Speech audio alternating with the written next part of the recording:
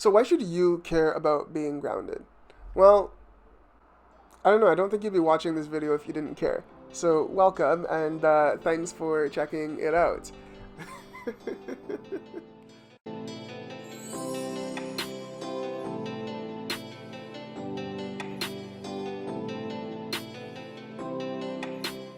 It's October 2020 right now, and in October 2019, I hurt my knee.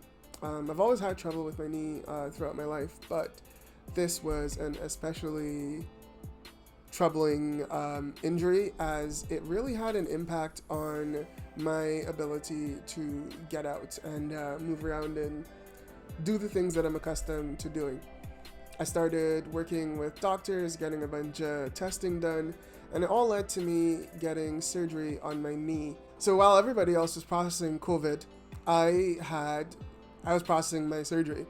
I was processing the fact that I had to use a walker and crutches to get around. I couldn't go outside. I had to depend on the people in my life for a lot of help. And I think that was the first time I've had to slow down in a really long time. I didn't realize how ungrounded I was until I had that long pause. I couldn't stop thinking about work. I couldn't stop thinking about all the things that I had to do. And when there wasn't really anything that I was missing out on, and I still wasn't happy, I knew that something needed to change. In this video, I'm going to walk you through the things that I do right now to help me stay grounded. These are based on lessons that I learned over the course of this very trying year. And I kind of just want to share that with you. There are about 5 things I do consistently that have helped me. My morning routine. I work at 9 a.m. now, and I try to get up at 6 a.m. every day so that I have some time to myself to do the things I enjoy. I'm a morning person.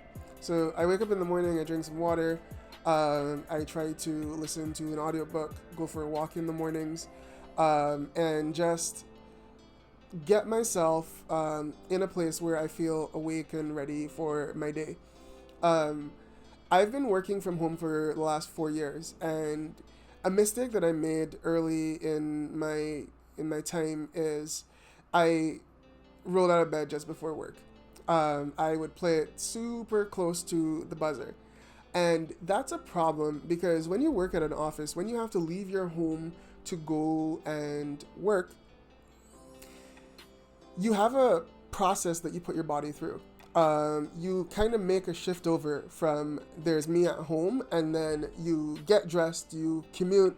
It puts you in this frame of mind of readiness once you arrive at your place of work. Working from home, unless you purposefully do this, you lose out on that. So in my experience, when I don't do my morning routine, I end up being a lot more tired and having just a whole lot less energy throughout my day. The mornings at work are much more difficult and I'm a lot less productive. Now, I'm a morning person. A morning person that isn't productive in the morning is struggling. So my solution to this was to wake up much earlier.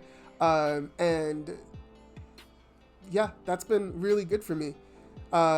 Essentially, it's like an engine. My engine isn't cold when I'm starting work. My engine is hot and it's running. So I just move into it, and then by the end of work, I actually still have energy at the end of my workday as well to do more of what I want to do. So it's kind of interesting that to have more energy and to be more present throughout my workday, I wake up earlier and just do more things that I enjoy and that are helpful for me in the morning. The other part of this, check out my room tour video, but I created a space that celebrated me. I've always dreamed of my apartment in the city as a bit of an oasis, someplace that like brings me comfort and peace and inspiration and just joy being in it. And having a space that you can comfortably just relax in is really, really, really helpful. in addition to the physical things in your space, sometimes just having a space and living with the right people can also really impact this. You don't want to be living with a roommate that's like making you uncomfortable, or creating bad vibes for you.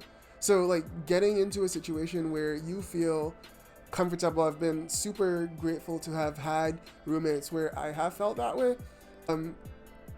I mentioned this in the morning routine, and it started off as me just taking a short walk in the morning. But I walk in the morning, I walk during lunch, and I try to walk after work as well in the evenings. But these walks are very essential, I think, to my mindset right now. They keep me grounded. They help me feel like I'm progressing. This year, I learned how to walk again after my surgery. So from being able to just barely make it down the hallway in my building, to being able to walk around the block, to being able to go on a 25-minute walk 3 times a day, like that's a lot of progress. And every time I'm able to do that, I feel such joy, and it just feels like something I've accomplished. If you can get out and take a walk, great. Like if there's something else that you can do to just get yourself moving, it doesn't matter if all you do is 30 seconds of it. That's a starting point.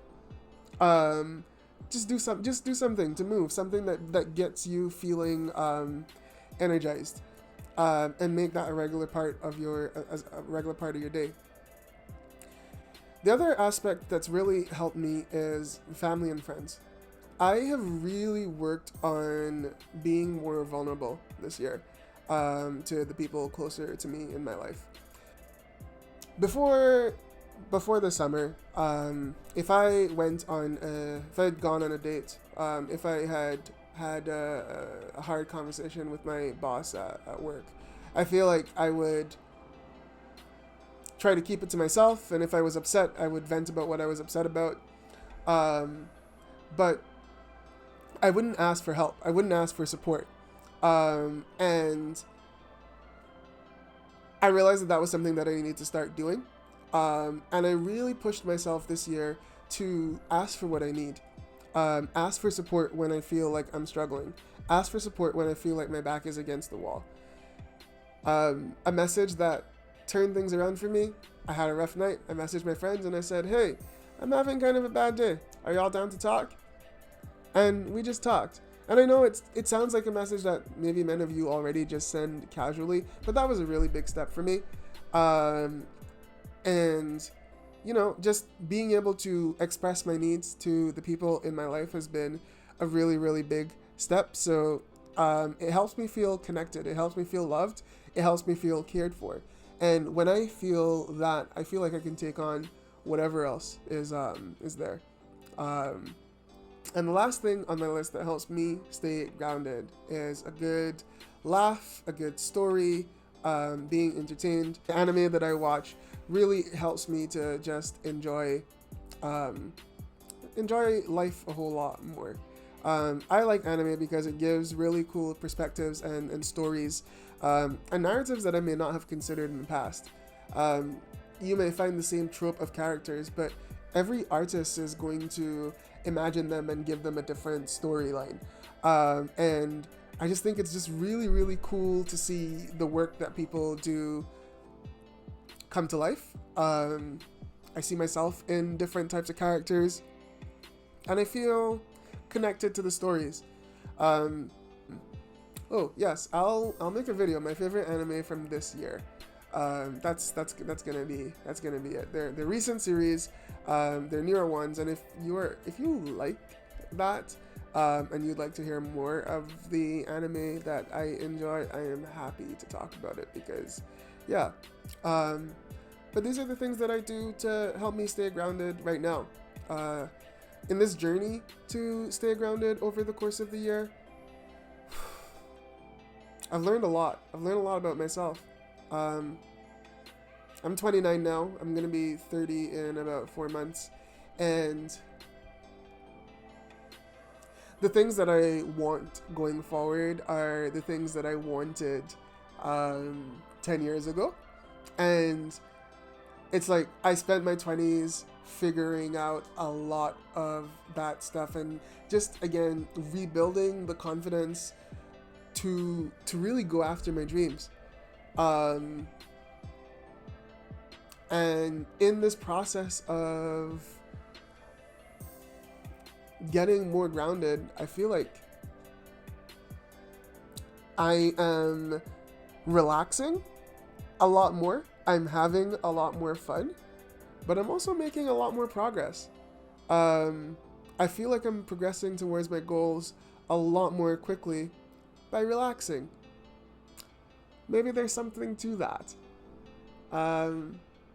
But I hope that this was encouraging for you, and you can find something to ground yourself. I'm going to be making some more videos on what my routine looks like, how I eat working from home, and just a little bit about my journey in 2020 so far. So thanks for tuning in, and I hope that you will keep watching for more of my story. Bye.